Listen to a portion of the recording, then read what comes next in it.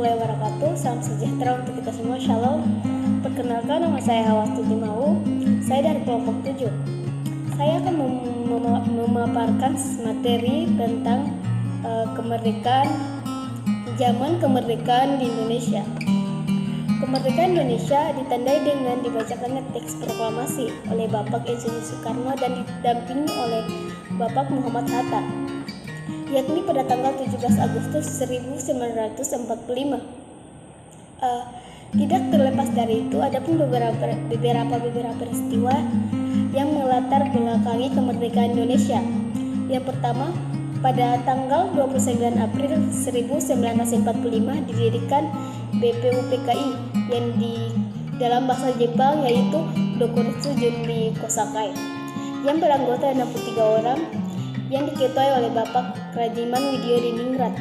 Kemudian pada tanggal 6 Agustus 1945 di mana terjadi bom di kota Hiroshima. Pada saat itu Jepang sedang menjajah bangsa Indonesia. Kemudian pada tanggal 7 Agustus 1945 di mana BPUPKI diganti menjadi PPKI, yakni Panitia Persiapan Kemerdekaan Indonesia. Kemudian pada tanggal 9 Agustus 1945 di mana bom kedua jatuh di kota Nagasaki. Momen tersebut diambil oleh bangsa Indonesia untuk memproklamasikan kemerdekaannya. Kemudian pada tanggal 10 Agustus 1945 di mana Sultan Syahrir mendengar bahwa Jepang sudah benar-benar menyerah kepada sekutu. Sultan Syahrir mendesak agar segera memproklamasikan kemerdekaan Indonesia. Pada tanggal 16 Agustus terjadi sebuah peristiwa, yaitu peristiwa Rengas Dengklok, yang dimana penculikan terhadap Insinyur Soekarno yang dilakukan oleh para pemuda Indonesia agar Soekarno tidak terhasut oleh perkataan Jepang untuk tidak memproklamasikan kemerdekaannya. Pada tanggal 18 Agustus 1945 di mana PPKI mengambil keputusan untuk mengesahkan Undang-Undang Dasar 1945 dan diangkat Insinyur Soekarno dan Muhammad Hatta sebagai Presiden dan Wakil Presiden Indonesia. Sekian dari saya. Selebihnya saya berikan kepada materi selanjutnya. Terima kasih. Selamat pagi Ibu dan teman-teman. Perkenalkan, nama saya Nafita Lumatale. Saya perwakilan kelompok 7 NIM 202234012. Di sini saya akan membawakan materi tentang ancaman pengakuan kedaulatan. Langsung saja, pengakuan kedaulatan. Puncak perjuangan bangsa Indonesia, bangsa merdeka dan lepas dari penjajahan. Akan tetapi, Belanda tidak mau melepaskan Indonesia sebagai negara merdeka. Tokoh-tokoh yang terlibat pada penyerahan kedaulatan di Belanda. Yang pertama, Delaksi Indonesia Bung Hatta. Yang kedua, Delaksi Belanda Ratu Juliana Perdana dan Menteri William Bress dan Menteri Seberang Lautan Sasen. Sedangkan penyerahan kedaulatan di Indonesia ditandai dengan berdatangnya naskah pengakuan kedaulatan di Istana Koninklijke. Tokoh yang terlibat: Delaksi Indonesia Sri Sultan Hamengkubuwono, Delaksi Belanda Wakil Tinggi Mahkota Belanda Alfons Lovik. Terima kasih materi dari saya. Mohon maaf kalau ada kesalahan. Sekian dan terima kasih.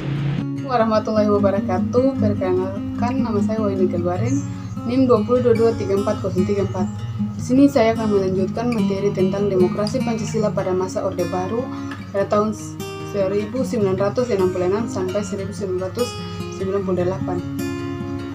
Langsung saja, latar belakang lahirnya Orde Baru. Orde Baru adalah sebutan bagi masa pemerintahan Presiden Soeharto di Indonesia menggantikan Orde Lama yang merujuk era pemerintahan Presiden Soekarno. Orde Baru ingin menjalankan rakyat, bangsa, dan negara yang diletakkan kembali kepada pelaksanaan Pancasila dan Undang-Undang Dasar 1945.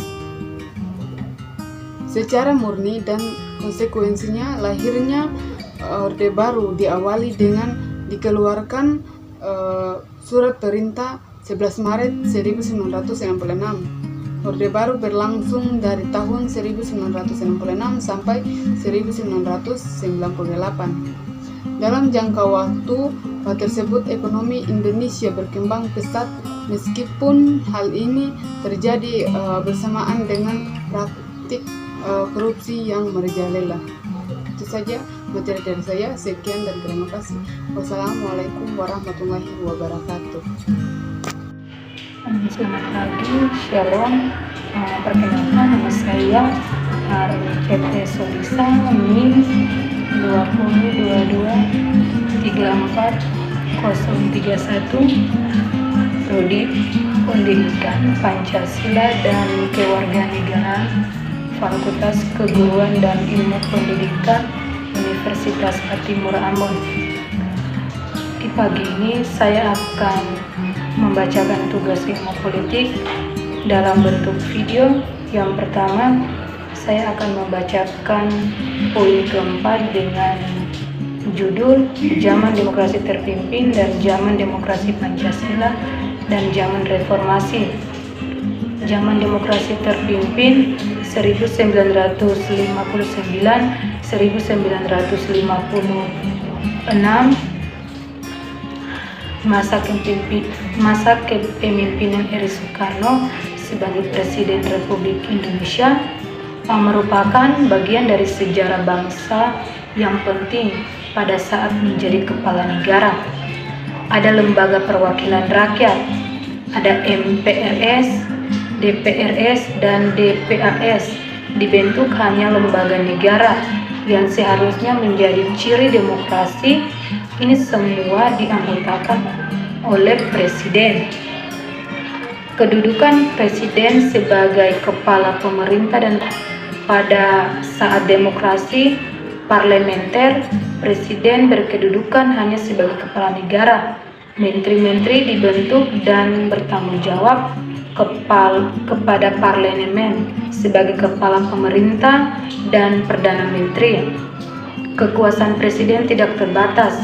Semua urusan negara tergantung pada Presiden, menunjukkan anggota lembaga negara dan ketuanya, sementara anggota lembaga negara tersebut dan pula yang terjabat sebagai menteri. Sekian video yang saya buat, semoga bermanfaat bagi kita semua. Sekian dan terima kasih. Shalom.